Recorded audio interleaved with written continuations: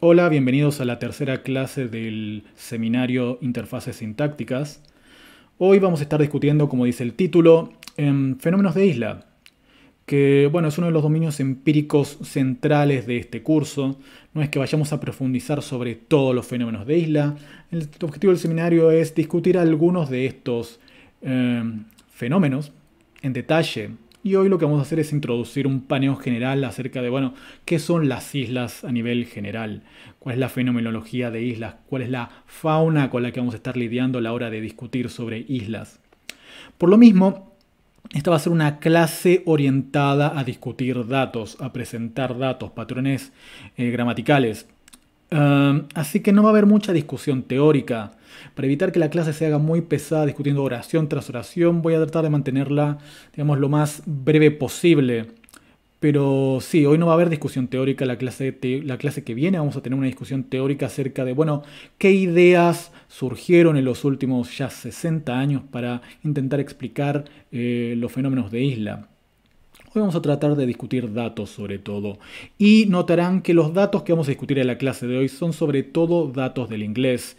Y esto es totalmente a propósito porque las tareas que les voy a dejar para la clase que viene, para el jueves, son, bueno, básicamente ustedes van a tener que discutir datos del español por su cuenta y los vamos a discutir el jueves. Así que esa es parte de la idea de esta clase, introducir los fenómenos un poco a partir de datos del inglés y que ustedes metan las manos en el barro y se dediquen a ver cómo funcionan las islas en español, cómo funcionan estos contextos de islas en español.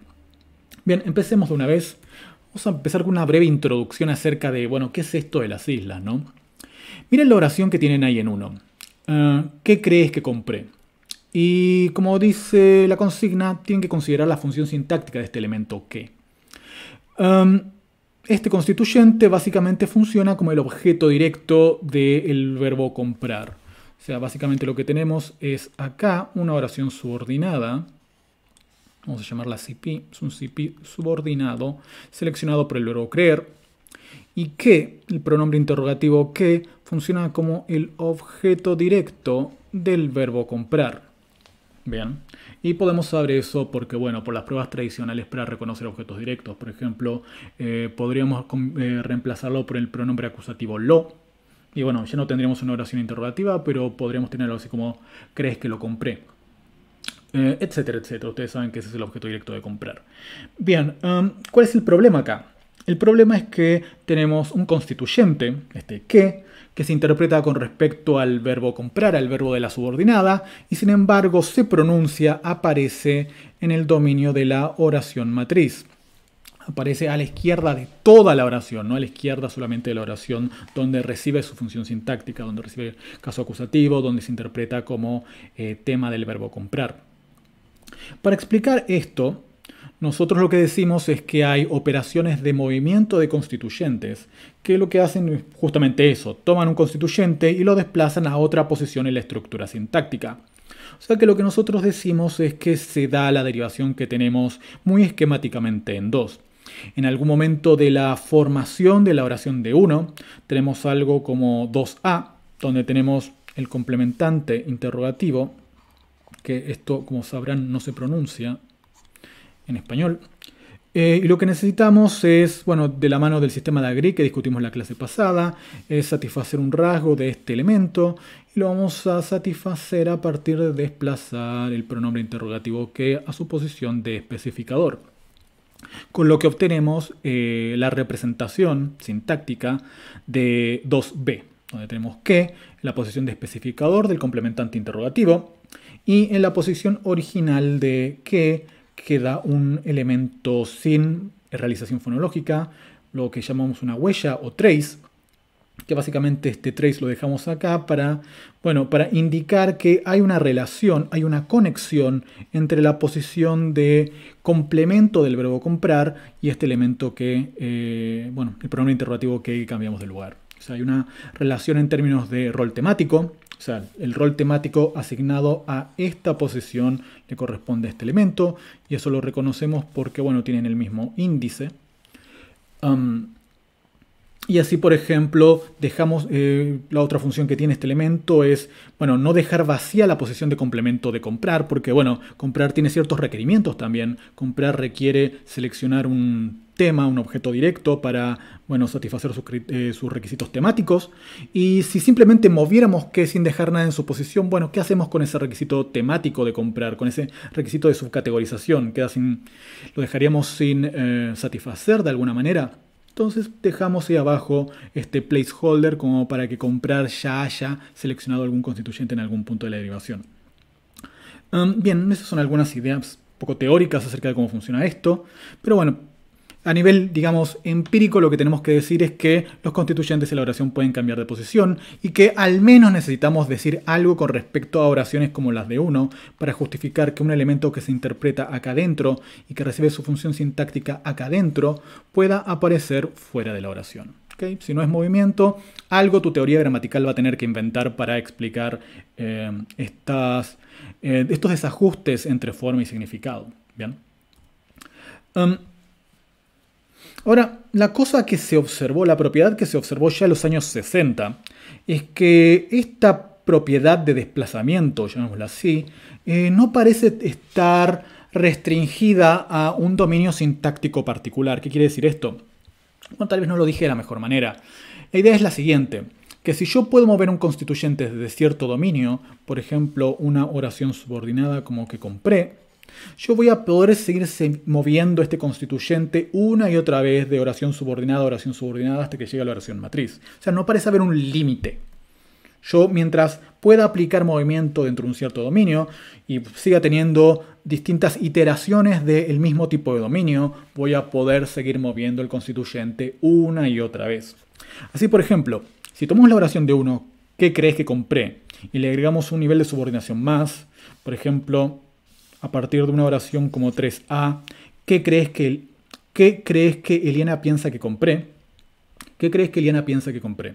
Es una oración un poco más compleja porque obviamente es un poco más larga, tiene un nivel de anidación más, tiene un verbo más papeles temáticos, etcétera, etcétera. Pero es una oración aceptable en español. ¿Qué crees que Eliana piensa que compré? Y esta oración aceptable, crucialmente, requiere que nosotros tengamos una operación de desplazamiento similar a la que postulamos acá en 1. El objeto directo de comprar se mueve hasta la periferia izquierda de la oración matriz. Como discutimos la clase pasada, existe la hipótesis de que esto se realiza a través de pequeños pasos sucesivos. Pero bueno, el hecho observable es que el pronombre interrogativo, que funciona como objeto directo del verbo comprar, se mueve a través de la subordinada intermedia, Eliana piensa, bueno, algo, y se mueve hasta la periferia izquierda de la oración matriz. ¿Okay? Esta operación de movimiento entonces parece no obedecer ningún tipo de restricción con respecto a contextos en los cuales puede aplicarse. O sea, dado un contexto en el cual podemos mover un constituyente, ese constituyente puede seguirse moviendo ad infinitum.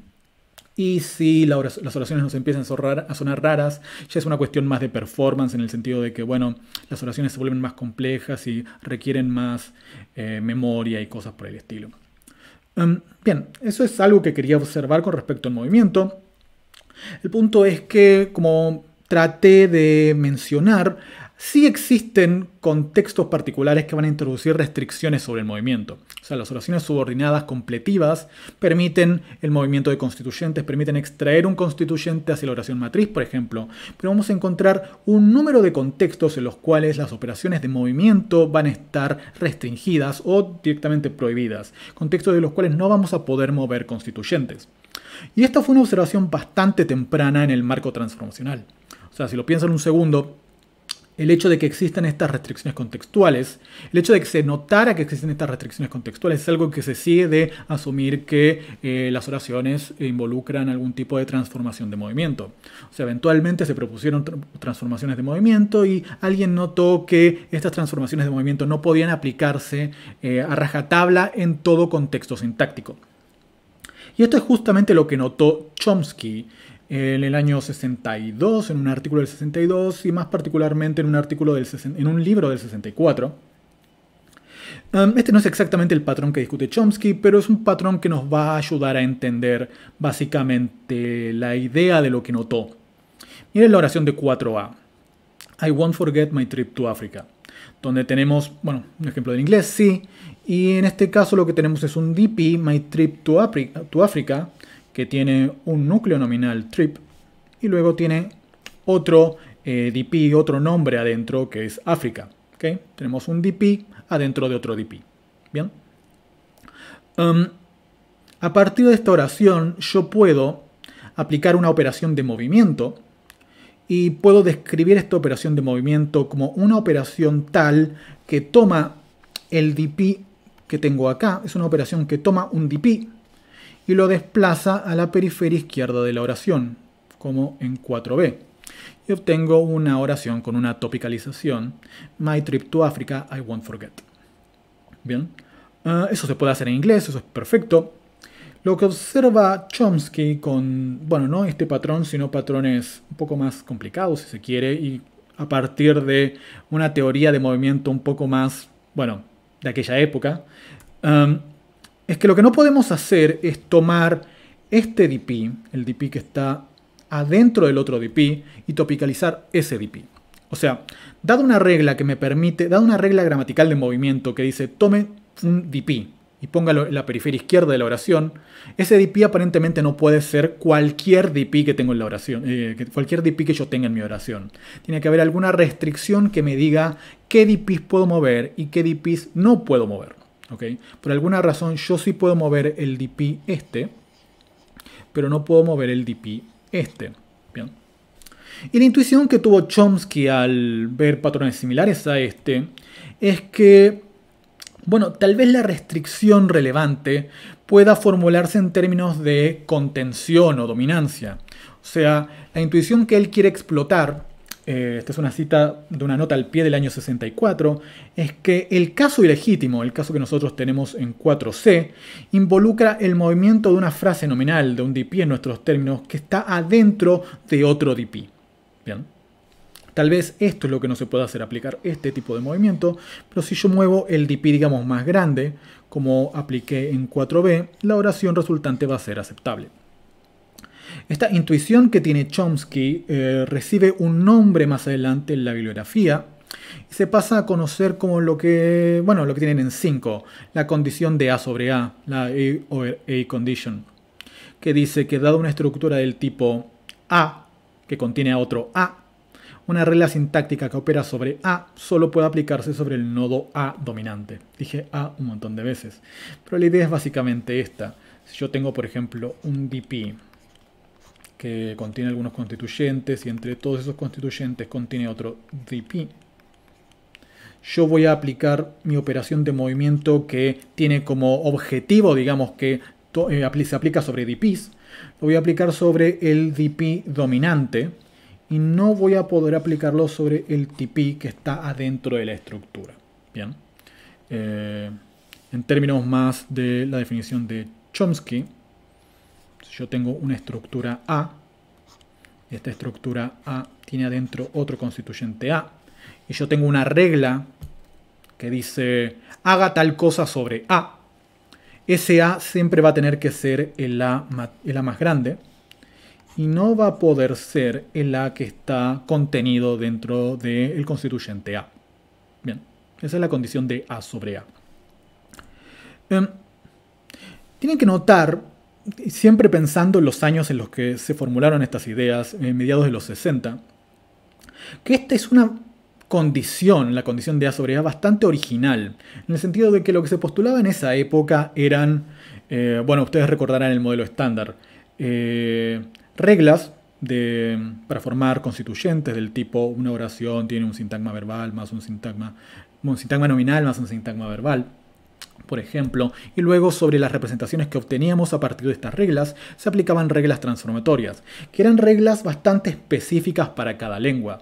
Por ejemplo, a partir de las reglas para formar una oración, digamos, canónica, una oración activa, nosotros teníamos que aplicar para el español, por ejemplo, una transformación de pasiva que nos derivaba la forma de la pasiva en español.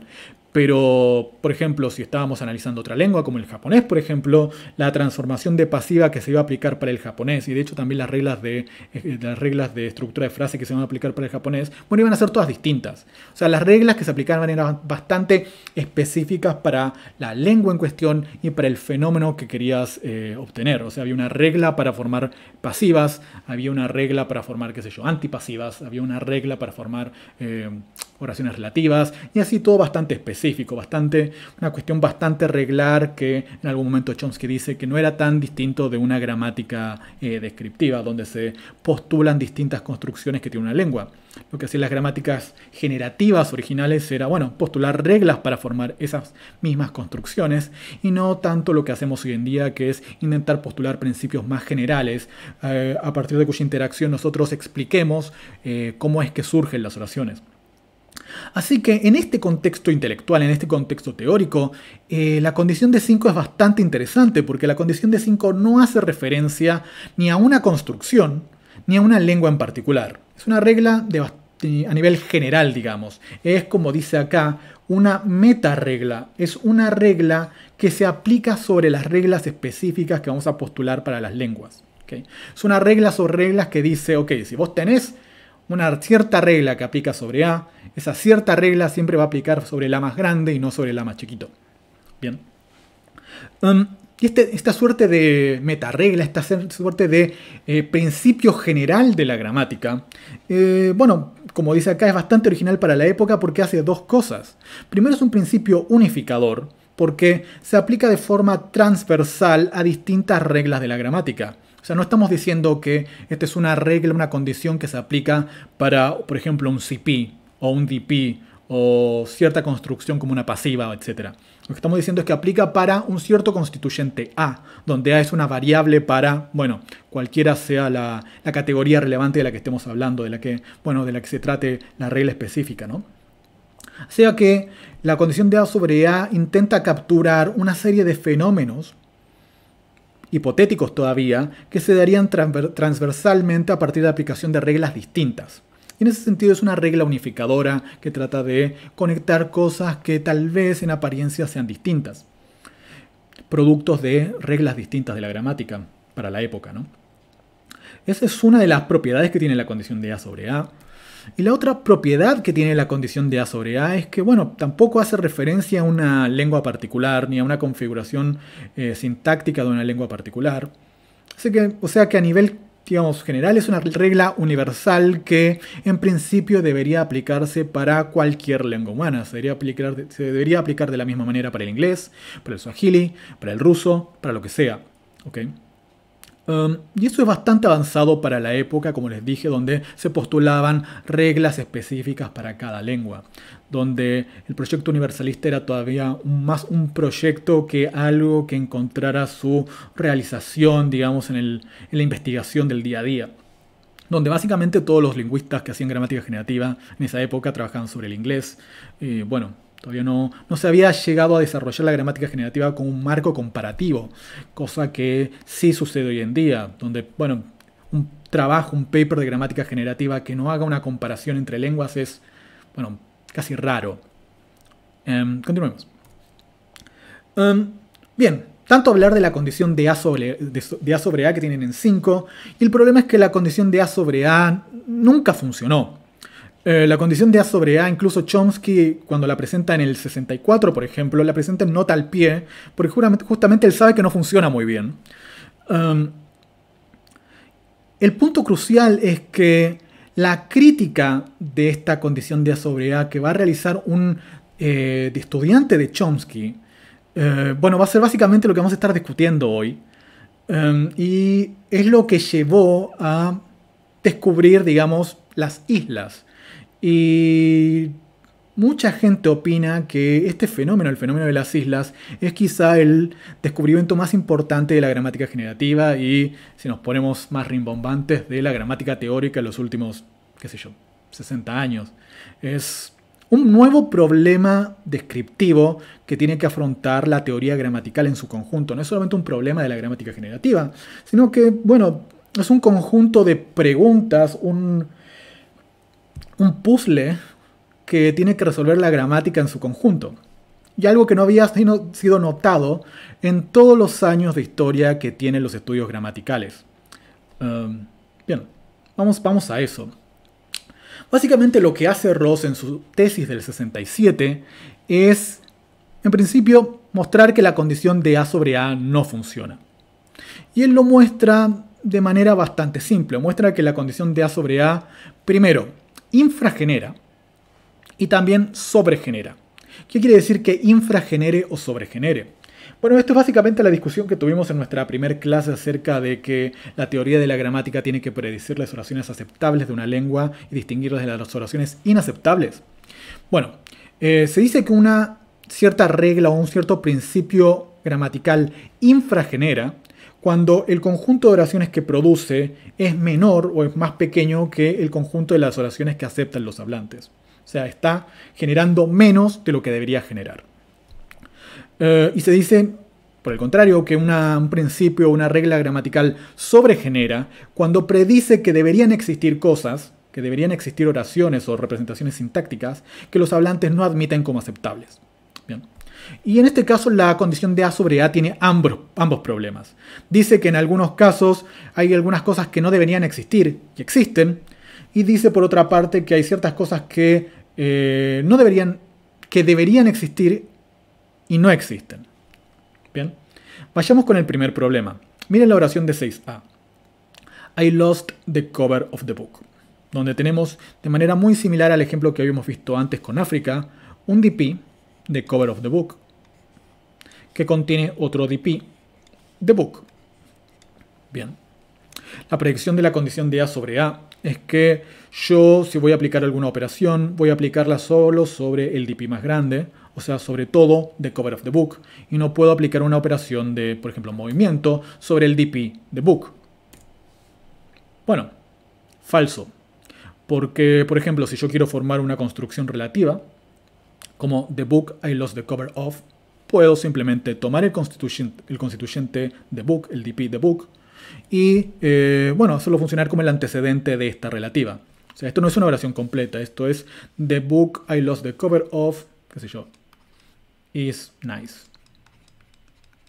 Donde este es el antecedente de esta relativa. Vamos a ponerlo como antecedente relativa.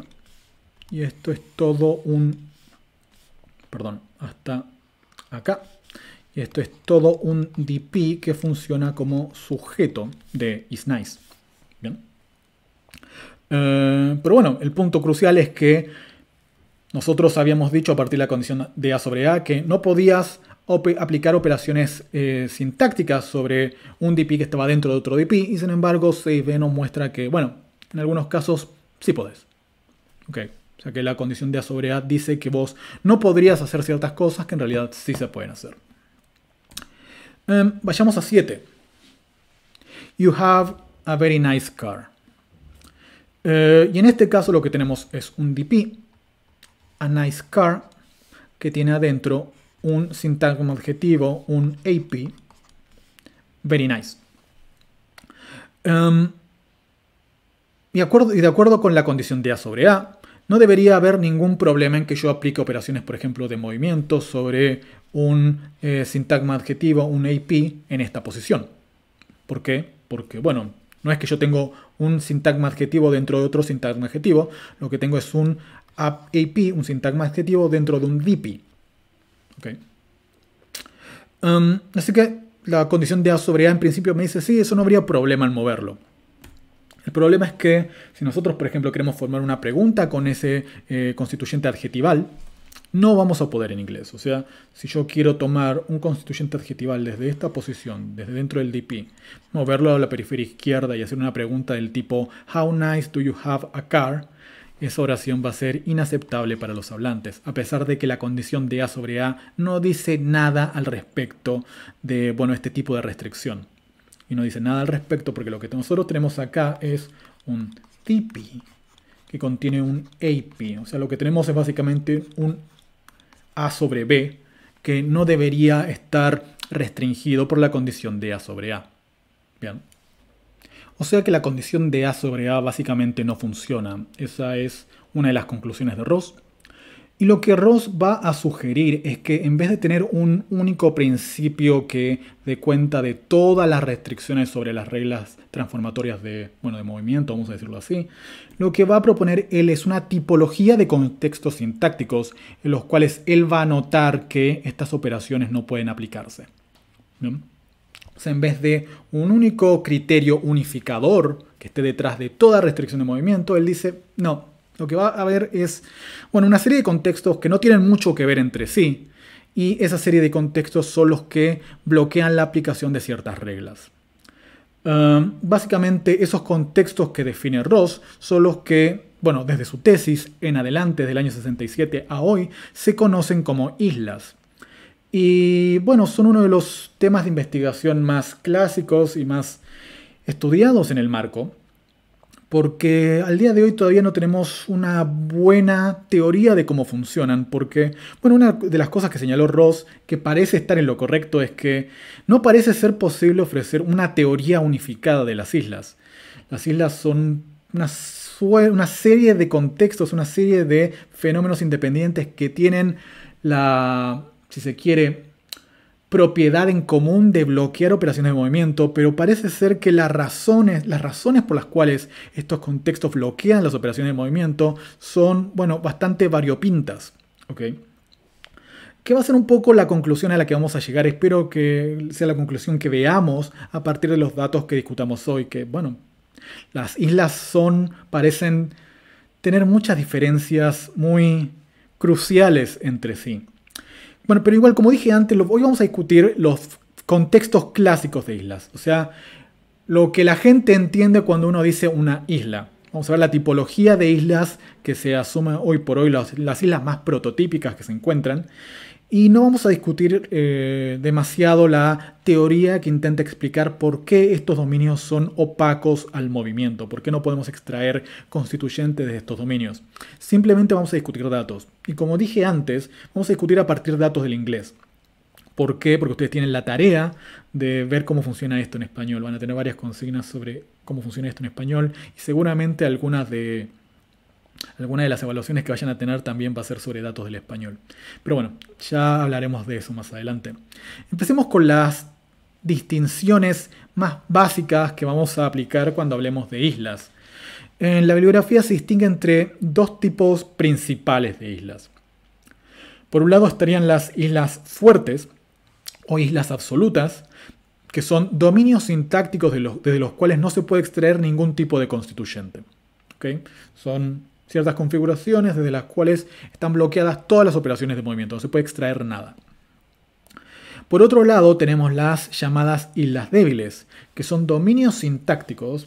Vamos a poner un ejemplo, llamémoslo por ejemplo un dominio sintáctico XP, desde donde yo tengo un constituyente alfa y un constituyente beta, por ejemplo. Eso que no parece una beta es una beta. Y el punto es que las islas débiles admiten la extracción de ciertos constituyentes y prohíben la extracción de otros constituyentes. O sea, son islas selectivas, introducen restricciones selectivas sobre el movimiento.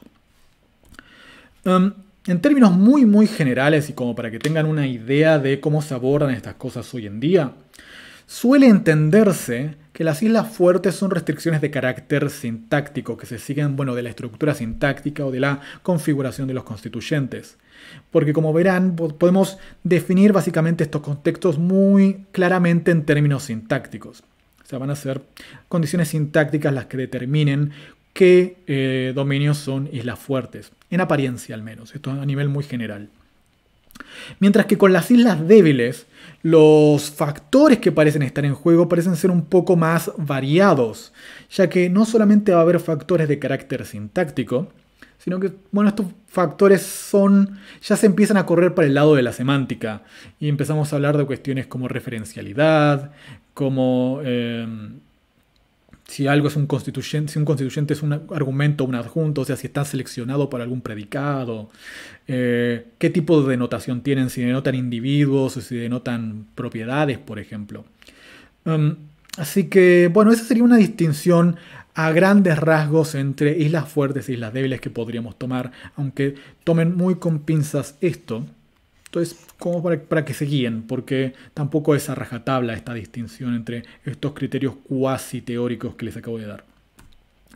Vamos a empezar con las islas fuertes, que son, si se quiere, las más representativas, y son las que vamos a observar con mayor frecuencia en la bibliografía que discute islas. O sea, cuando alguien mencione, por ejemplo, esto, las islas de adjunto, todo el mundo sabe básicamente de qué estamos hablando, y por eso necesitamos presentarlas, ¿no? La idea es que los adjuntos, los elementos no seleccionados por un verbo o por un predicado, o sea, los llamados circunstanciales en la tradición hispánica, esos son constituyentes desde los cuales no pueden extraerse elementos, ¿okay? Son islas fuertes.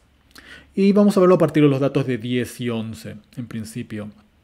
En inglés podemos tener una noción como 10a, Cosmo said that George saw that movie, donde tenemos una oración matriz, Cosmo said. El verbo said, decir, selecciona una cláusula completiva, finita, that George saw that movie, donde lo que estamos marcando es el objeto directo that movie, esa película.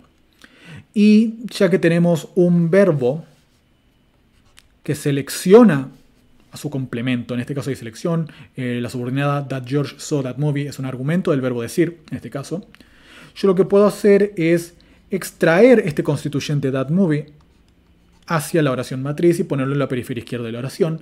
Y así es como puedo obtener, por ejemplo, la oración de 10b. Puedo formar una pregunta a partir del objeto directo del verbo ver, saw. Y puedo preguntar algo así como, which movie did Cosmo say that George saw? Okay, esto está perfecto y esto lo podemos hacer básicamente porque el verbo selecciona a este dominio. Okay, esa oración está seleccionada por el verbo matriz. Comparemos eso con los ejemplos de 11. Cosmo had dinner before George saw that movie. Donde tenemos Cosmo had dinner, Cosmo tuvo la cena, o Cosmo cenó. Lo que tenemos acá es un elemento que es un constituyente que funciona como adjunto. Es básicamente un circunstancial de tiempo. Y lo que me dice la bibliografía es que esto, como no está seleccionado, se observa que yo no voy a poder extraer un constituyente, por ejemplo el DP that movie, desde este dominio. O sea, no voy a poder aplicar la misma operación que apliqué en las oraciones de 10. Y es justamente lo que se observa en la oración de 11b. En la oración de 11b yo estoy tratando de extraer un constituyente desde la posición de complemento de so hacia la periferia izquierda oracional, y eso me da una oración agramatical. Esto yo no lo puedo hacer. No puedo tener una pregunta como which movie did Cosmo have dinner before George saw? ¿Okay? Lo que parece apoyar la idea de que los adjuntos, los elementos no seleccionados por el verbo, son islas. Noten que es perfectamente posible mover el adjunto completo. O sea, si yo necesito hacer una pregunta con respecto al adjunto en su totalidad, lo puedo hacer. Por ejemplo, acá tengo you left because you need to finish your homework, donde esto básicamente es un circunstancial de causa, un adjunto de causa, because you need to finish your homework, porque necesitas terminar tu tarea. Y lo que puedo hacer es todo este constituyente cambiarlo por un pronombre interrogativo, por ejemplo, why o por qué, y formar una pregunta a partir de esto, moviendo todo el constituyente a la periferia izquierda. Why did you leave? ¿Por qué te fuiste? Eso lo puedo hacer. Lo que no puedo hacer es extraer constituyentes desde dentro de este dominio. O sea, yo no puedo tomar, por ejemplo, este DP, your homework, que es el objeto directo de finish, y moverlo a la periferia izquierda de la oración matriz, porque eso violaría la isla de adjunto que tengo acá. Yo no puedo extraer constituyentes desde extraer constituyentes desde un dominio que funciona como adjunto. Bien, eso es básicamente la isla de adjunto. Vamos a ver cómo el mismo tipo de restricciones se dan en otros dominios sintácticos. Isla de adjunto es una de las islas. Luego tenemos las islas de relativo. O sea, la idea es que si nosotros tenemos una cláusula relativa, no podemos extraer constituyentes desde esa cláusula relativa. Si consideramos que las cláusulas relativas son algún tipo de adjuntos al núcleo nominal, entonces podríamos decir que las islas relativas son un subtipo de las islas de adjunto que vimos antes. Pero por ahora vamos a considerarlas como cosas separadas, ¿no? Simplemente como para introducir la idea de que las cláusulas relativas también son dominios desde los cuales no se pueden extraer constituyentes. Entonces, miremos 14, como Cosmo wrote a poem yesterday, donde tenemos yesterday como circunstancial del verbo write, en este caso, circunstancial de tiempo. Yo puedo hacer una pregunta con yesterday, lo puedo mover a la periferia izquierda de la oración y preguntar when did Cosmo write a poem. Eso está perfecto. Vamos a borrar esa línea que acabo de hacer porque me tapa. Lo que yo no puedo hacer es aplicar la derivación que tengo en 15b. Lo que yo tengo en 15a, que es la oración base, digamos, para 15b, es to read a poem that Cosmo wrote yesterday. Básicamente todo esto es un DP que funciona como objeto directo del verbo leer. You need to read a poem that Cosmo wrote yesterday. Y acá adentro yo lo que tengo es este nominal que tiene una cláusula relativa, que es la que estoy marcando acá con CR, that Cosmo wrote yesterday. Y la predicción es que yo no puedo extraer constituyentes desde dentro de este dominio CR, dentro de la cláusula relativa. O sea, yo no puedo extraer yesterday, por ejemplo, y ponerlo en la periferia izquierda para hacer una pregunta acerca del tiempo. O sea, yo no puedo hacer básicamente lo que hice acá. Y como observamos en 15b, esta restricción se cumple. Yo no puedo formar una pregunta a partir de... Si quiero preguntar cuándo es que Cosmo escribió el poema, para eso yo necesitaría extraer un constituyente desde dentro de la cláusula relativa that Cosmo wrote a poem, y eso no lo puedo hacer. Bien, así que las islas de relativo, bueno, las cláusulas de relativo son islas. Tenemos otro ejemplo, en este caso con una subordinada. Esto es básicamente, te dije que el vecino me dio un libro. Y yo lo que puedo hacer es tomar el constituyente a book, un libro, reemplazarlo por un pronombre interrogativo, y ese pronombre interrogativo lo puedo poner en la periferia izquierda, y puedo obtener algo así como what did I tell you that... What did I tell you? Bueno, acá me comí el that, que es opcional de todas maneras, pero lo comí. What did I tell you the neighbor gave me? Que es una oración que es aceptable, ¿bien? Que se puede formar en inglés. Y se puede formar porque en este caso la subordinada that the neighbor gave me está seleccionada por el verbo decir, told. Sin embargo, si yo a esta misma oración la pongo como cláusula relativa, como puedo hacer en 17, ya no voy a poder mover el constituyente a book, o el constituyente que yo ensamblo en esta posición, el pronombre relativo, a la posición, digamos, en la periferia izquierda nacional para formar una pregunta. O sea, si yo tengo una relativa como el DP es the neighbor who gave me a book, y la relativa es who gave me a book, yo no puedo en este caso ensamblar un constituyente en esta posición y moverlo luego a la periferia izquierda. Eso me da una oración agramatical en inglés. Espero que también estén haciendo la comparación con los casos del español, porque tienen preguntas sobre esto para ejemplos del español. Continuemos. Entonces las cláusulas de relativos son islas. Islas de NP complejo. Van a ser casos en los cuales nosotros tengamos un nombre y ese nombre seleccione como complemento un CP, una oración, y esto esté dentro de un determinado DP, todo junto. O sea, vamos a tener un determinante que seleccione ese nombre. Yo en estos contextos no puedo extraer desde dentro del CP. Es una isla de nominal complejo, una isla de NP complejo. Veamos los ejemplos. Los de 18 son casos en los cuales sí puedo extraer, donde nuevamente tengo una subordinada completiva seleccionada en este caso por el verbo decir. She told him that my neighbor likes Hawaiian pizza. Ella le dijo que a mi vecino le gusta la pizza hawaiana.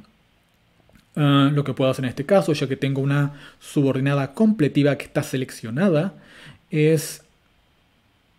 What did you tell him? Acá está. Extraer un constituyente desde este dominio y moverlo a la periferia izquierda. No hay ningún problema. Sin embargo, si este dominio, si esta oración that my neighbor likes something, algo, lo pongo en un contexto en el contexto que marqué acá como complemento de un nombre dentro de un mismo DP, ya no voy a poder extraer el constituyente.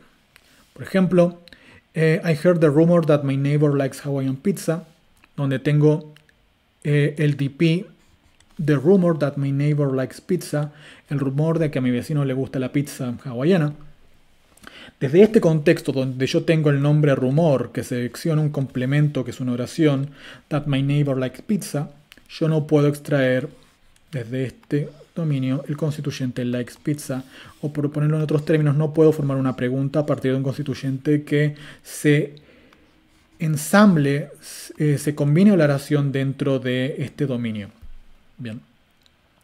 Y acá tienen la observación de que los nombres que usualmente seleccionan cláusulas completas no son demasiados, así que en la bibliografía, cuando encuentren ejemplos de islas de NP complejo, siempre lo van a encontrar con los mismos con los mismos nombres, perdón, con rumor, argumento, idea, hipótesis. Son todos estos los nombres que me permiten agregarles como complemento una oración completa. El rumor de que bla bla bla, el argumento de que bla bla bla, la idea de que bla bla bla, la hipótesis de que bla bla bla.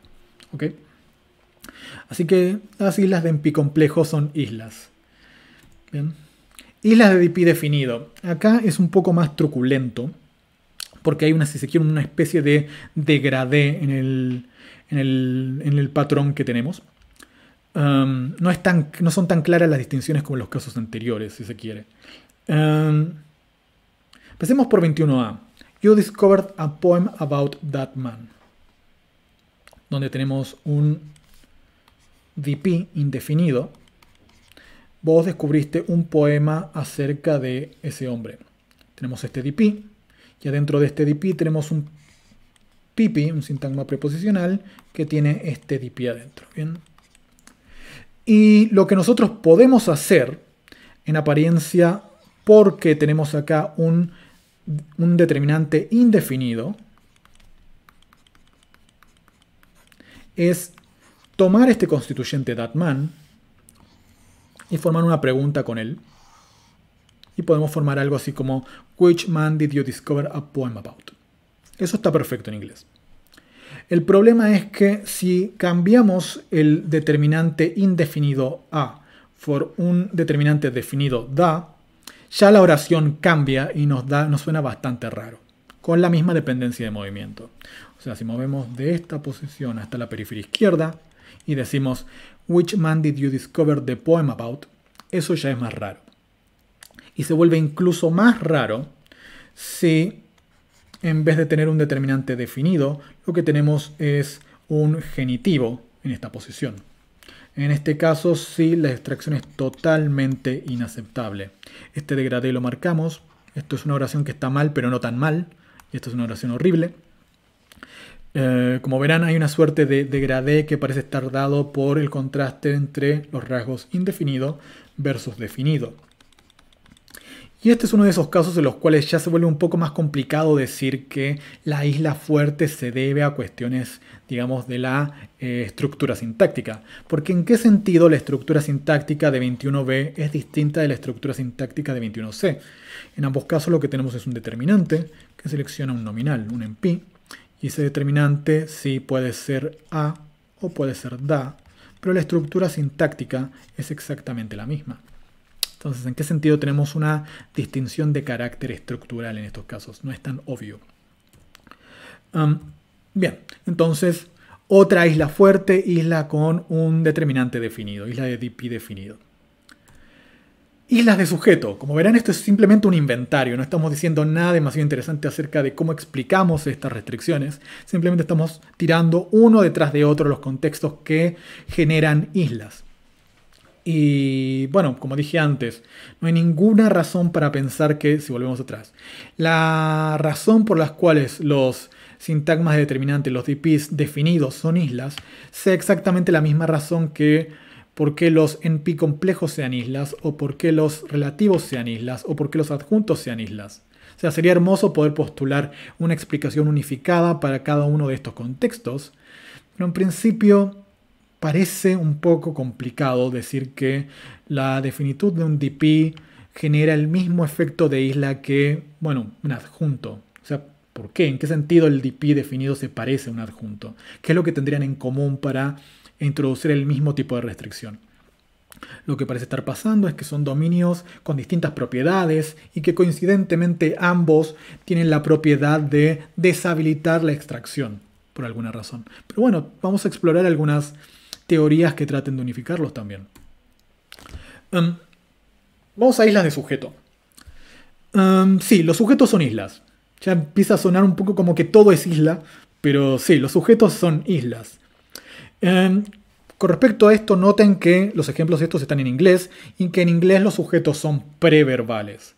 O sea que tenemos que, a la hora de mirar estos datos, preguntarnos un poco si lo que hace de los sujetos islas es bueno, la propiedad de ser sujetos, o sea, una función sintáctica, o si es el hecho de que, bueno, esta conclusión se sacó por primera vez, como lo hizo Ross, a partir de datos del inglés, y que en inglés los sujetos son preverbales, y que tal vez es la posición de especificador de T, por ejemplo, la que genera efectos de isla. Van a tener algunos ejemplos sobre el español para discutir esto para la clase del jueves. Pero bueno, veamos los ejemplos del inglés por ahora. Oración de 22a. Those are good examples of this constraint. Donde tenemos básicamente una oración copulativa, donde those es el sujeto, y esto que marqué básicamente sería lo que en español llamamos el predicativo. Good examples of this constraint. Y yo lo que puedo hacer es extraer un constituyente desde este dominio, ponerlo a periferia izquierda, y puedo hacer una pregunta como which constraint are those good examples of? Eso se puede hacer, pero en cambio, si el constituyente del que yo quiero extraer es el sujeto, y tengo una oración como 23a, good examples of this constraint are needed, yo no puedo extraer constituyentes desde este dominio si funciona como sujeto. O sea, yo no puedo decir algo así como which constraint are good examples of needed, donde yo lo que hice fue tomar este dominio que funciona como sujeto e intentar extraer el DP which constraint. Eso es imposible. O sea, parece ser que los sujetos también bloquean los sujetos preverbales quizá, o los constituyentes preverbales quizá. Hay que ver bien cómo se establece esta condición. Bueno, pero el punto es que los sujetos suelen tomarse como islas fuertes, que no admiten la extracción de ningún tipo de constituyente.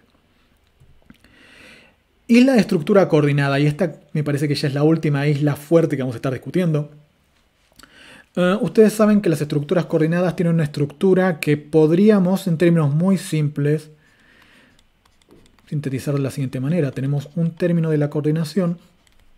La coordinación, vamos a esto me salió muy mal. Pongámoslo así, casi. Y tenemos otro término de la coordinación, y estos términos que tengo en coordinación podrían ser dos nominales, dos sintagmas verbales, dos oraciones, etcétera, etcétera. Pero esto es básicamente lo que podríamos entender como una coordinación. Y estoy asumiendo una estructura plana simplemente para simplificar la presentación. La idea es con las islas de estructura coordinada que yo no puedo extraer constituyentes desde solo uno de los coordinados. ¿Okay? Yo no puedo hacer eso que acabo de marcar. Yo no puedo tomar desde el primer término de la coordinación, llamémoslo término 1 y término 2, yo no puedo tomar un constituyente y extraerlo desde el término 1. Yo no puedo tomar un constituyente del término 2 y extraerlo y hacer eso nada más.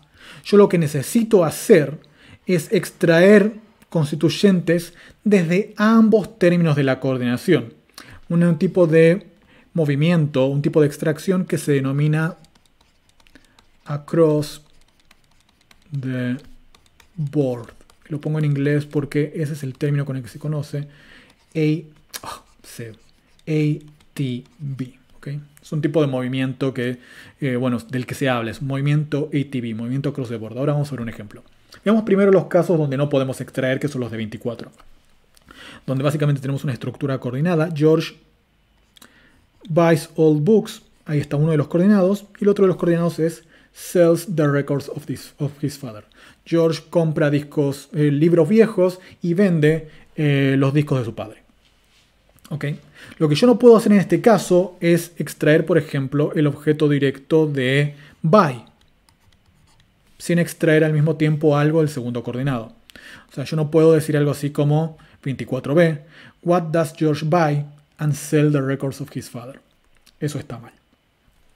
Lo que tampoco puedo hacer es extraer solamente el objeto directo del verbo sell, porque eso me generaría 24c. What does George buy all books and sells? O sea, yo no puedo extraer desde solo uno de los términos de la coordinación, ya sea este el segundo término, como en este caso, o el primer término, como en este otro caso.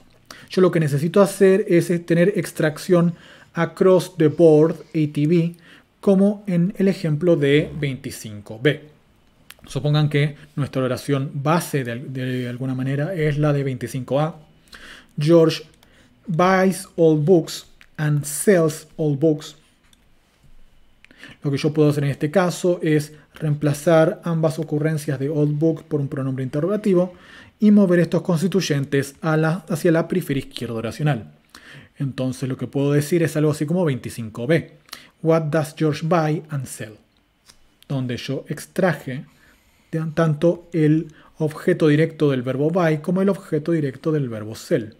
Y en este caso, donde yo extraje desde ambos coordinados, donde extraje across the board, sí puedo tener extracción desde la estructura coordinada.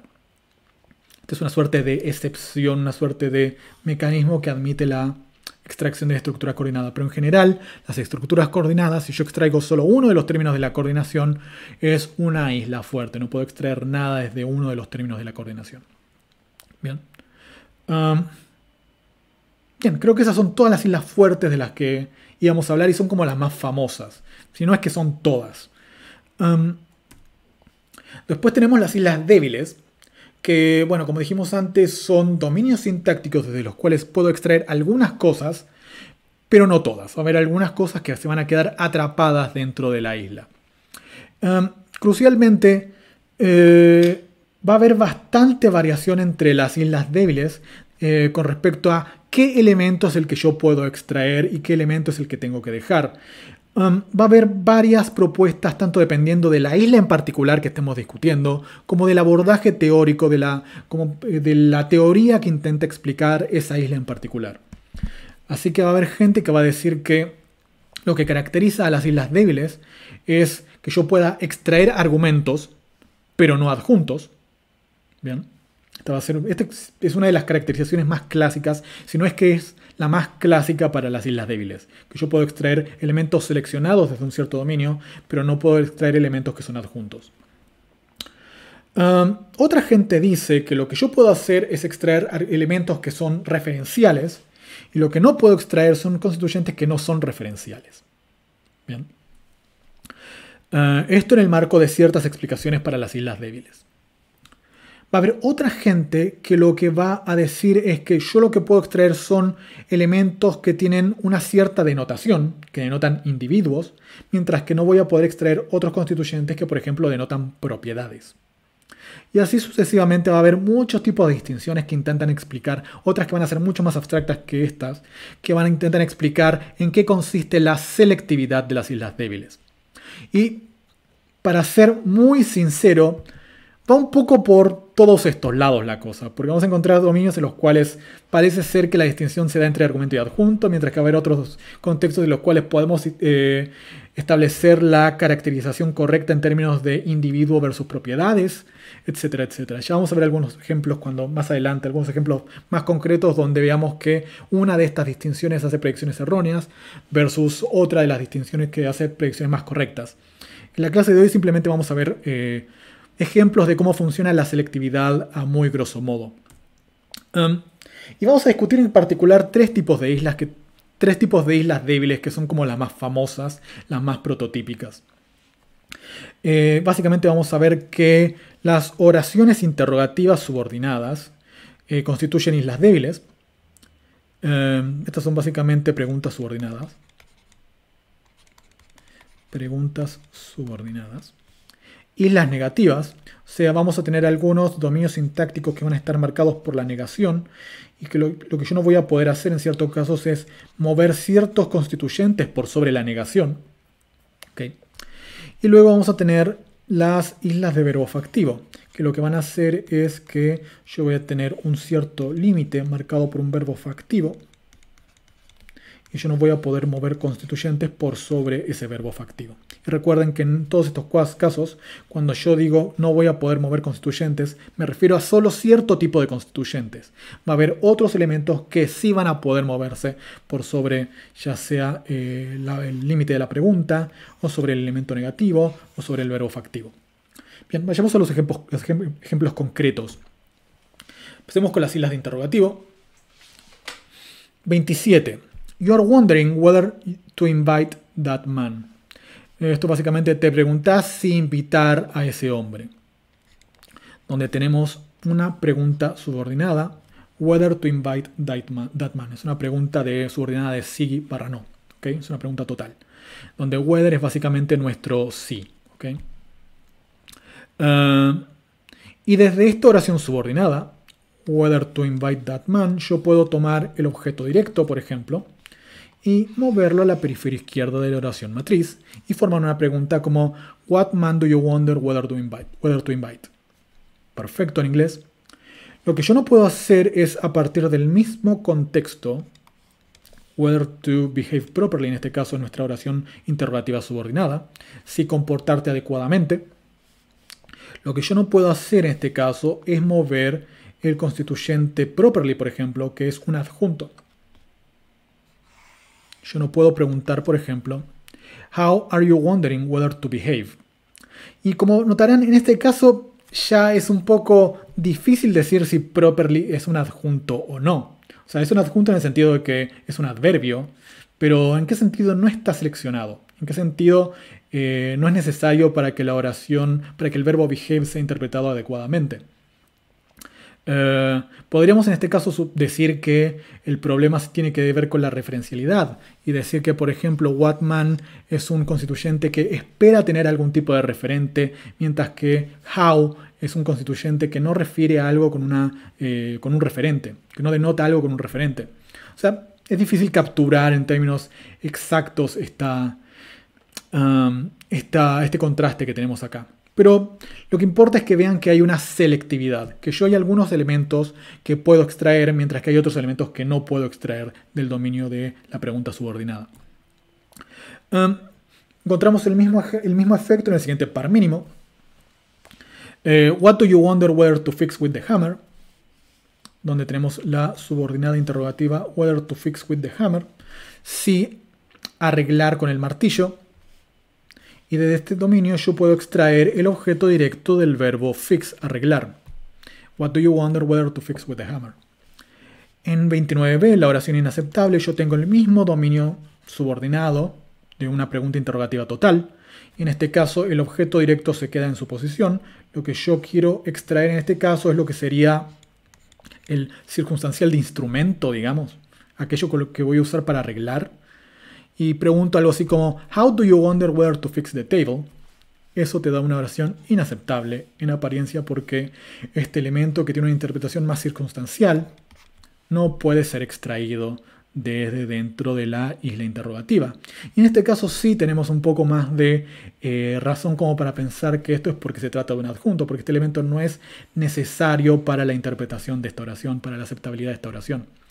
En este caso sí podríamos decir que esto es porque es un adjunto, pero si miramos el ejemplo anterior, bueno, se trata de este filtro que tienen las islas débiles. Es un filtro sobre los adjuntos, es un filtro sobre los elementos que tienen referencialidad, y si es un filtro sobre los elementos que tienen referencialidad, ¿por qué no puedo extraer con el martillo, with the hammer, si with the hammer tiene referencialidad? O sea, bueno, complicado establecer exactamente por qué no puedo extraer ciertos constituyentes. Bien. Continuemos.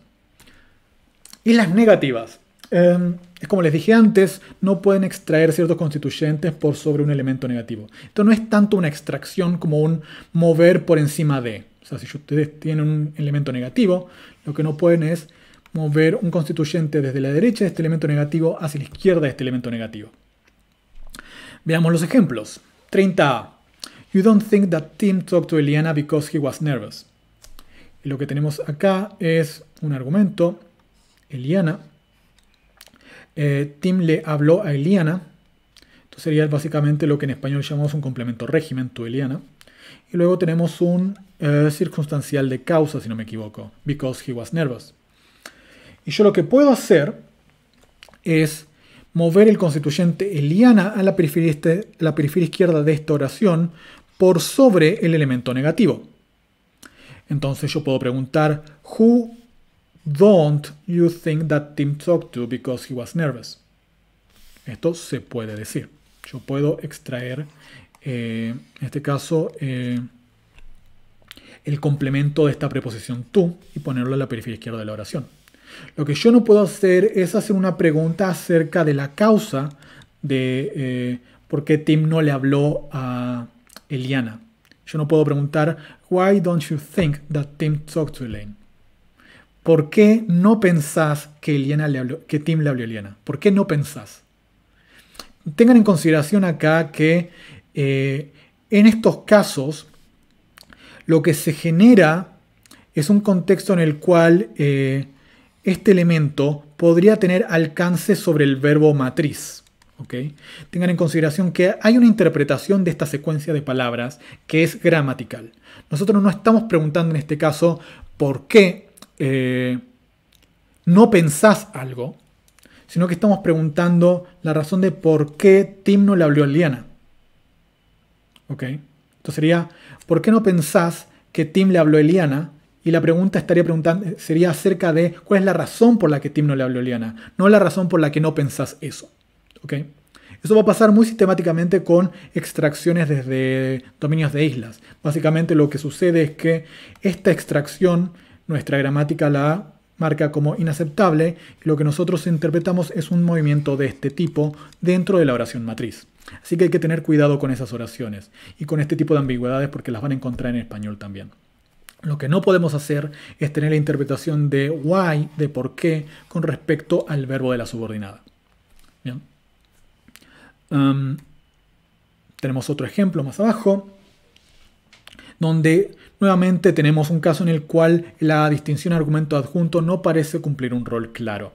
En este caso sí podríamos decir que tenemos una distinción entre argumento y adjunto, porque esto está seleccionado por el verbo talk, mientras que el circunstancial de causa no está seleccionado. Pero veamos los ejemplos de 31 para ver un caso en el cual la distinción argumento adjunto no parece estar operando tan felizmente. Nosotros podemos decir en 31a, Cosmo is very tall. Eso está perfecto.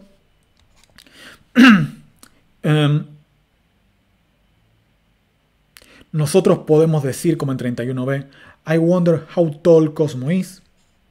Donde lo que hacemos es, perdón, dentro de la oración subordinada seleccionada por wonder, mover desde la derecha hacia la periferia izquierda de la subordinada y hacer una pregunta con respecto a cuán alto Cosmo es.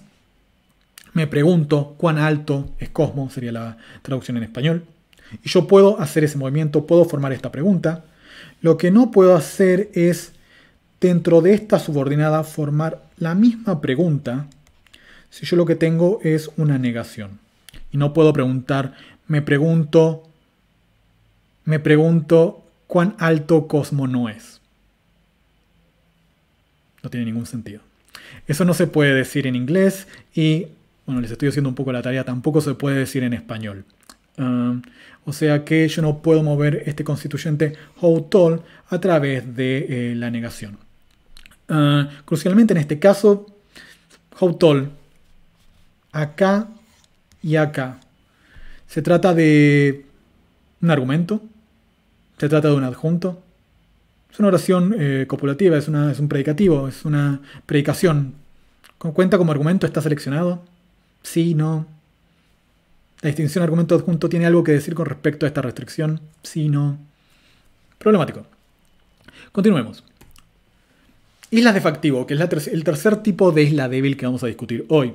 Y como espero que sepan, los verbos factivos son verbos que presuponen la verdad de su complemento. O sea, seleccionan una oración como complemento y esa oración va a ser necesariamente cierta. Un ejemplo en español, bueno, sería básicamente la traducción de 32a. Cosmo se lamenta de que Tim invitara a Jerry. Si Cosmo se lamenta de que Tim invite a Jerry, eso significa que Tim efectivamente invitó a Jerry. No puede ser el caso que Tim no haya invitado a Jerry. O sea, es cierto, asumimos que es cierto que Tim invitó a Jerry. Bien. Bien. En este contexto de complemento de verbo factivo, yo tengo la oración that Tim invited Jerry en inglés, y lo que yo puedo hacer es mover el complemento de invited y ponerlo en la periferia izquierda oracional, como hacemos en 32b. Yo puedo preguntar algo así como Who does Cosmo regret that Tim invited? Algo así como ¿a quién lamenta Cosmo que invitara a Tim? Que, bueno, es una oración también aceptable en español. Lo que no podemos hacer es extraer otro tipo de constituyentes desde el mismo dominio. Acá tenemos nuevamente el verbo regret factivo que selecciona una cláusula subordinada.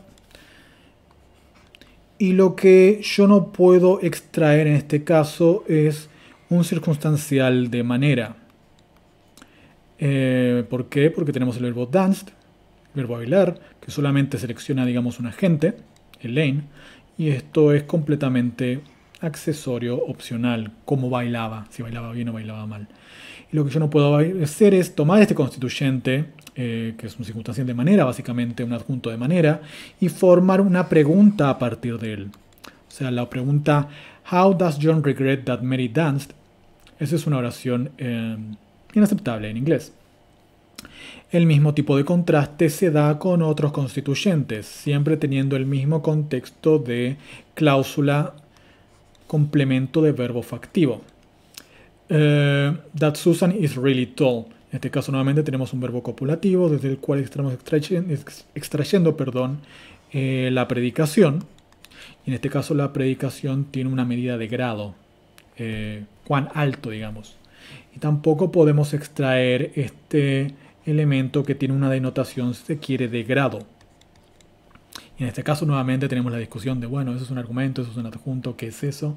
¿O será alguna propiedad de la referencia, de la denotación de este elemento, lo que hace que este elemento no pueda ser extraído? Y lo mismo tenemos en 35, donde nuevamente tenemos el verbo regret, que selecciona una cláusula que debe ser necesariamente verdadera.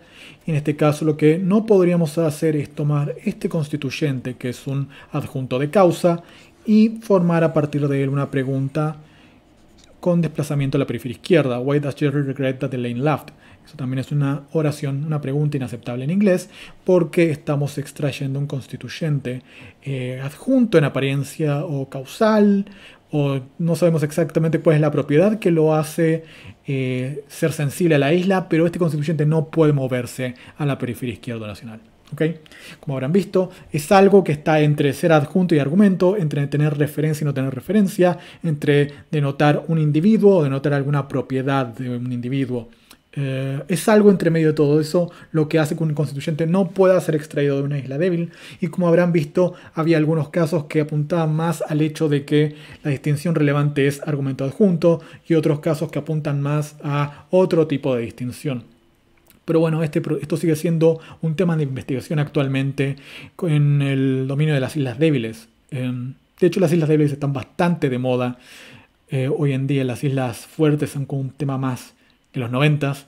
Hoy en día se trabaja mucho sobre islas débiles, sobre todo porque hay muchas teorías de carácter semántico barra pragmático que intentan explicar cómo funcionan estas restricciones. Continuemos. Efectos de reparación. La cuestión es que a pesar de que tenemos islas, que las islas filtran o no dejan sacar ningún tipo de constituyentes de adentro, hay ciertos factores que determinan que uno pueda extraer constituyentes de una isla.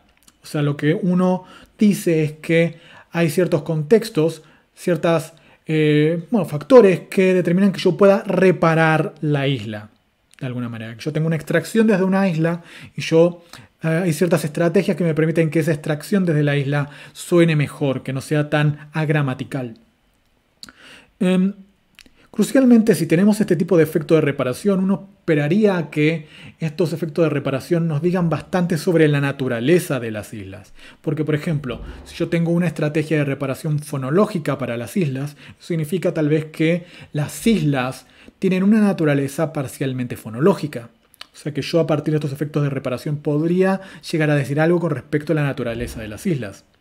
Y esto sería básicamente cómo querríamos que las cosas funcionen, si no fuera porque los efectos de reparación son en sí mismos igualmente heterogéneos, igualmente transversales que los efectos de isla. O sea, vamos a encontrar, por ejemplo, efectos de reparación de isla que se van a aplicar, por ejemplo, a islas fuertes y a islas débiles. Y como vimos, las islas fuertes y las islas débiles no son muy parecidos. En el sentido de que, bueno, las islas débiles, por ejemplo, tienen esta propiedad de selectividad, mientras que las islas fuertes son dominios sintácticos desde los cuales yo no puedo extraer algo. ¿Por qué un efecto de reparación repararía ambas cosas? ¿Por qué aplicar una cierta variable gramatical repararía ambos? También es raro eso. Y sin embargo se observa. Lo vamos a ver a continuación. Hay tres tipos de efecto de reparación de islas que vamos a estar discutiendo, no muy en detalle, esto es simplemente una presentación. Vamos a estar discutiendo casos en los que si aplicamos elipsis, vamos a tener si se quiere, un mejoramiento de la extracción desde una isla. Vamos a tener algunos casos en los cuales si en vez de tener una huella trace, tenemos un pronombre. Ese pronombre en la posición de la huella va a sonar mejor que la versión de la oración con la huella. Este pronombre que aparece en la posición de la huella se denomina pronombre reasuntivo y el fenómeno en general se denomina reasunción. Y vamos a tener el fenómeno de los huecos parasitarios, huecos parasíticos o parasitic gaps en inglés. Que, bueno, ya van a saber de qué se trata. Es la idea de que una determinada huella va a poder sobrevivir en una representación si hay otra huella que sea gramatical. O sea que de alguna manera nuestra huella es parasitaria de la huella que es gramatical. Bueno, ahora lo vamos a ver. Bien, los procesos de elipsis que reparan islas son clásicos. Los notó el propio Ross un par de años después de defender su tesis. Tienen un ejemplo de esto en 36. También ejemplo del inglés. En 36 alguien podría decir they hired someone who speaks a Balkan language, guess which. O en inglés, contrataron a alguien que habla una lengua balcánica, adivina cuál. Ok. Y acá el punto crucial es cuál es el análisis sintáctico para este elemento interrogativo which o cuál en español. El análisis que se asume generalmente para esto es que este tipo de oraciones involucran elipsis. La idea es que yo lo que tengo acá en guess which es toda una oración. Acá puse en rojo which, irá solamente esto. Acá tengo toda una oración en la cual moví which a la periferia izquierda al CP. Y luego yo que tengo es un TP. Ok, que es toda una oración. Y sobre esto yo aplico elipsis, o sea, borro en el componente fonológico toda esta parte de la oración. O sea, yo genero un constituyente dentro del TP, lo muevo a la periferia izquierda al especificador de C y luego aplico elipsis sobre el resto. Lo que estaría elidido en este caso es básicamente los constituyentes que estoy marcando acá. They hire someone who speaks.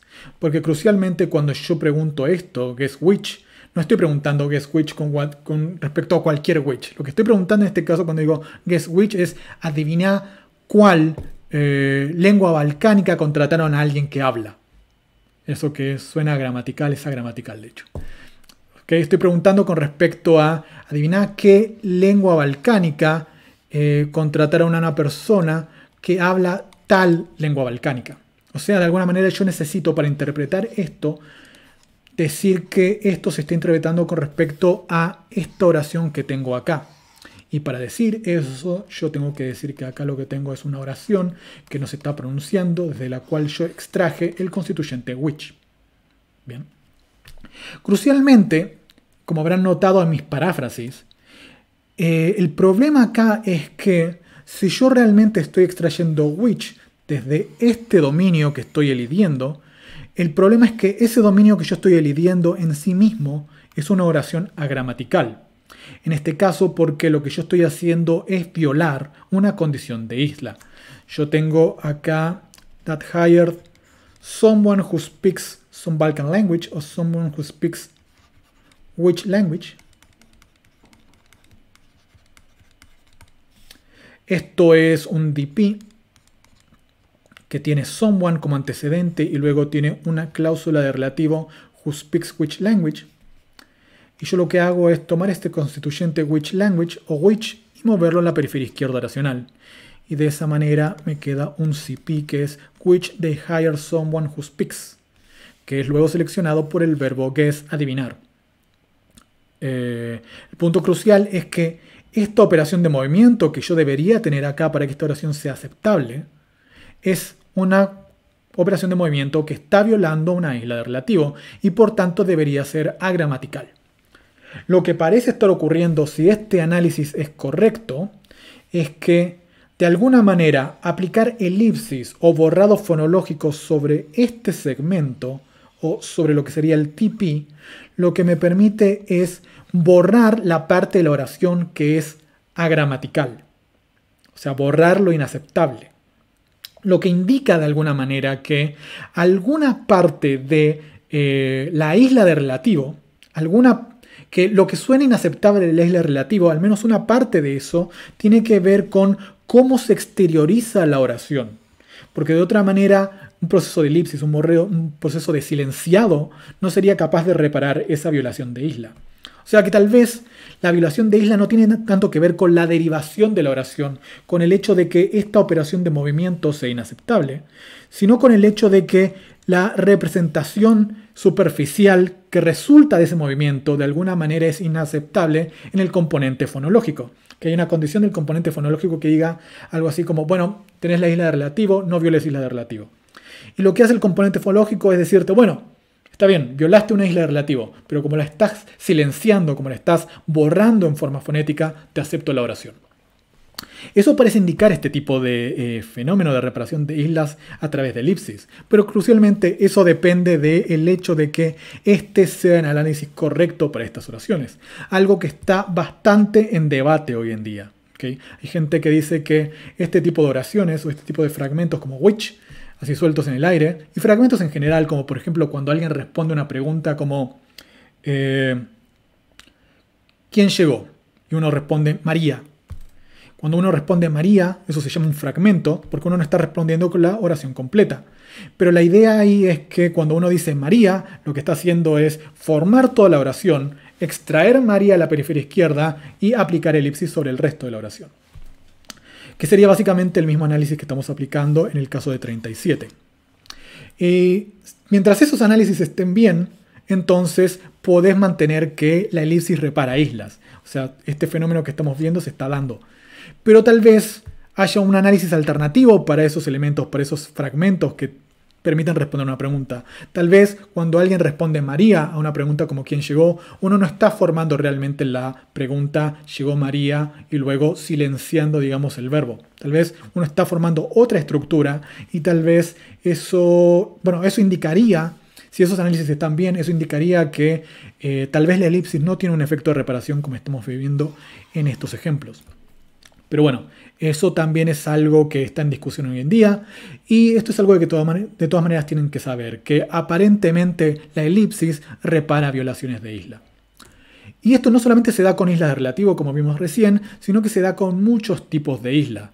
Por ejemplo, en 39 tenemos una isla de if she talks to. Acá tenemos un antecedente de una condicional y los antecedentes de las condicionales son adjuntos. Por tanto, en este caso lo que tendríamos para explicar la aceptabilidad de esta oración es una violación de una isla de adjunto, ¿okay?, que se está reparando porque estamos aplicando elipsis sobre la oración.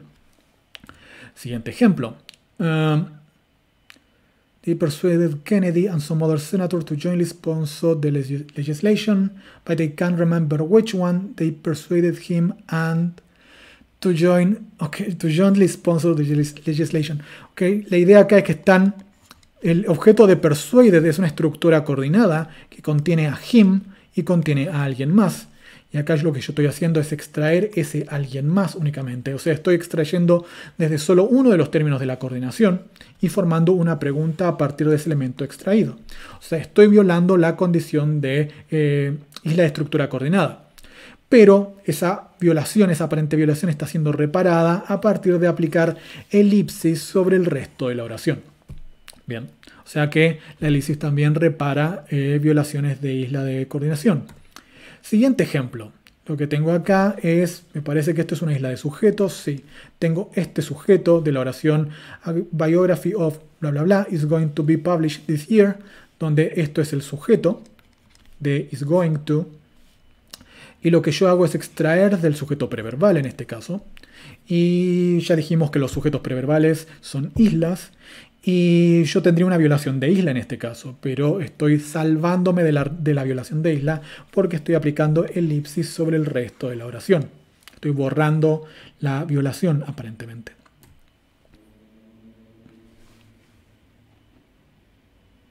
Y acá en 42 lo que tengo es un caso en el cual estoy extrayendo un constituyente interrogativo, which problem, desde dentro de una isla interrogativo, que es la oración subordinada, which student will solve algo. Lo que tengo es una pregunta múltiple, which student will solve which problem. Lo que hago es extraer desde dentro de esta pregunta seleccionada por el verbo to work out. Estoy extrayendo uno de los elementos interrogativos por sobre el otro, lo cual en general no se puede hacer. Y con eso puedo luego aplicar elipsis sobre el resto de la oración, lo que parece nuevamente estar borrando la violación de extracción. Bien. Fue bastante por arriba en estos ejemplos, pero después mírenlos si quieren más detalle, pueden hacerme más preguntas en la próxima clase. Y sobre todo tienen un par de ejercicios sobre oraciones análogas a estas en español. Bueno, de hecho creo que tienen un ejercicio. Pero bueno, van a tener material para reflexionar sobre esto en detalle. Siguiente efecto de reparación, la reasunción. La idea es que a veces vamos a mover un constituyente, ese constituyente va a violar una isla, pero la violación aparentemente va a estar ligada a la presencia de una huella en la posición original de ese elemento. Si en vez de tener una huella lo que tenemos es un pronombre con realización fonológica, la oración va a sonar, bueno, mucho mejor.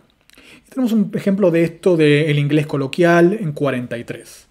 Aparentemente, si le preguntas a un hablante de inglés, la oración de 43a va a sonar bastante raro. Who did McNulty aggressively question the rumor that Lester knew? Donde tenemos una isla de NP complejo. Tenemos el nominal y luego tenemos el complemento, la cláusula de complemento de ese nominal, that Lester knew. Y yo sé que desde este dominio no debería poder extraer un constituyente, como estoy haciendo acá. Sin embargo, lo que tengo en 43b es que si yo reemplazo, en vez de tener en esta posición una huella, lo que tengo es un pronombre hecho y derecho, la oración suena mucho mejor. Who did McNulty aggressively question the rumor that Lester knew them? Eso suena mucho mejor. Con lo que uno empieza a preguntarse, bueno, entonces, ¿qué es este elemento que aparece acá en la posición de la huella? ¿Puedo reemplazar siempre las huellas por elementos pronominales? ¿Cómo es que hago aparecer un pronombre donde debería haber una huella? ¿Este elemento who se movió realmente desde esta posición? Esto genera bastantes preguntas a nivel del análisis sintáctico de estas oraciones. El punto es que estas oraciones donde tenemos un pronombre resuntivo suelen sonar mejor. El resuntivo es una especie de estrategia de reparación que se aplica cuando tenemos una dependencia de movimiento a larga distancia, si se quiere. El pronombre ayuda a reconocer dónde tenemos que interpretar ese elemento que extrajimos. En inglés, en español también, esto es una estrategia que se aplica mucho en el habla. O sea, nosotros no nos damos cuenta, pero hay veces que metemos los y las de forma resuntiva en ciertos contextos. Pero otras lenguas lo hacen sistemáticamente. Por ejemplo, el árabe libanés utilizan sistemáticamente pronombres resuntivos en vez de utilizar huellas. Bien. No voy a leer el ejemplo, obviamente. Lo que tienen acá básicamente es un ejemplo de una isla interrogativa desde la cual estoy extrayendo un constituyente, en este caso que plato, aparentemente desde esta posición, y la oración es aceptable a pesar de que yo tenga extracción desde una isla interrogativa, porque lo que tengo acá es un elemento reasuntivo. Bien, no tengo aparentemente una verdadera extracción de movimiento, sino lo que tengo en apariencia es más bien una dependencia anafórica. Bueno, no vamos a entrar en detalles con respecto a cómo se puede analizar esto, pero el punto es que si tenemos pronombre en vez de una huella, el pronombre muchas veces va a ayudar a que la violación de islas sea menos severa. Bien. Último caso de reparación de contextos de islas son los huecos parasitarios, que es algo que no tenemos mucho en español, salvo en algunos ejemplos puntuales. En inglés sí es bastante más productivo. La idea es que en una oración como 45 lo que nosotros tenemos es una violación de isla de adjunto. Nosotros no podemos decir which paper did Elaine review the book without reading, porque without reading es un adjunto y estoy tratando de extraer desde este adjunto, de manera, si se quiere, el constituyente interrogativo which paper. Eso no se puede hacer. Sin embargo, esta dependencia, o más bien este elemento nulo que está en la posición de especificador de reading, va a ser legitimado si yo dentro de la estructura principal de la oración, o sea, en este segmento, tengo una dependencia de movimiento independiente. Si yo pregunto which paper did Elaine review without reading, lo que puedo tener es una dependencia en la cual el interrogativo which paper se interprete tanto como el complemento de review como el complemento de reading. O sea que esta dependencia de movimiento de alguna manera legitima la interpretación de esta dependencia, de esta huella como correferencial con which paper. Y por eso es que este tipo de elemento se llama hueco parasitario o parasitic gap o huella parasitaria. ¿Por qué? Porque depende de la presencia de esta huella. Es como que se alimenta de la presencia de esta huella. Okay. Es bastante complicado explicar por qué esta dependencia de movimiento que se da en la oración matriz legitima esta otra huella. Hay varias teorías que intentan explicar esto. Hasta donde entiendo, ninguna es del todo satisfactoria. Pero bueno, no estamos discutiendo teoría. Estos son simplemente un montón de fenómenos relacionados con las islas. Y eso es todo lo que tengo que decir por la clase de hoy. Voy a leer el resumen y vamos a dar la clase por concluida. En esta clase vimos un paneo general del fenómeno de las islas de extracción, presentamos los tipos principales de islas fuertes, discutimos la selectividad de las islas débiles a partir de algunos casos canónicos y vimos algunos factores que permiten la reparación de las islas. A partir de lo que vimos en esta clase, ustedes tienen una selección de ejercicios redactados por mí mismo a partir de datos del español con respecto a todos estos fenómenos para que prueben cómo funciona todo esto en español, para que lo prueben por ustedes mismos. Y lo vamos a estar discutiendo en la clase del jueves. Bien. La bibliografía que tienen para esto, si necesitan acudir a algo puntual, les recomiendo el artículo de Szabolcsy y Londal. Está citado ahí, lo tienen subido en el campus. Y si quieren ver algo más con respecto al análisis, que de todas maneras es algo sobre lo que vamos a volver la semana que viene, el análisis de las islas, las teorías de islas, pueden ir mirando Books 2012. Es un libro que trata básicamente sobre islas y sobre el desarrollo de la teoría de las islas en la teoría generativa. Bien, eso es todo por la clase de hoy y nos veremos el jueves entonces.